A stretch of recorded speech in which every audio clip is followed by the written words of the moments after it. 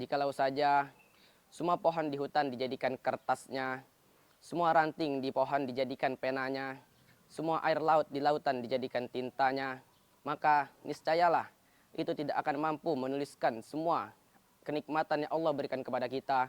Oleh karena itu, marilah kita bersyukur kepada Allah Subhanahu wa taala dengan mengucapkan alhamdulillahirabbil alamin.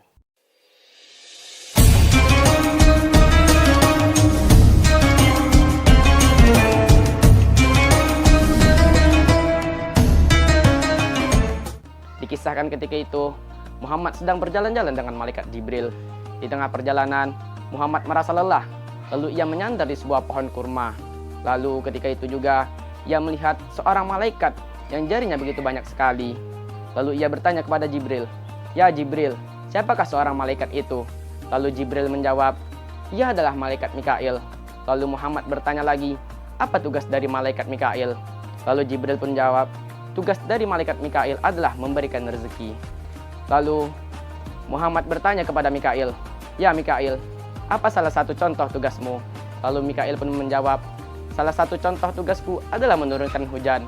Aku mampu menghitung seluruh butiran air yang jatuh ke bumi. Tetapi ada satu hal yang tidak mampu kuhitung." Lalu Muhammad bertanya lagi, "Apa satu hal yang tidak mampu engkau hitung?"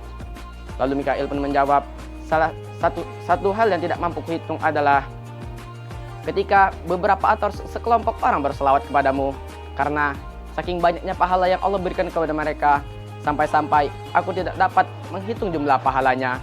Oleh karena itu, mari perbanyak selawat kepada Muhammad, karena ganjaran atau pahala yang Allah berikan kepada kita sangatlah banyak. Mari mengucapkan Allahumma sholli ala Sayyidina Muhammad wa ala Sayyidina Muhammad. Perkenalkan, nama saya Rafif Diono Jodani, siswa yang sedang duduk di bangku kelas 11 atau 2 madrasah aliyah, dan saya sedang menempuh pendidikan di sebuah lembaga wakaf yang bernama Al-Ihsan Boarding School.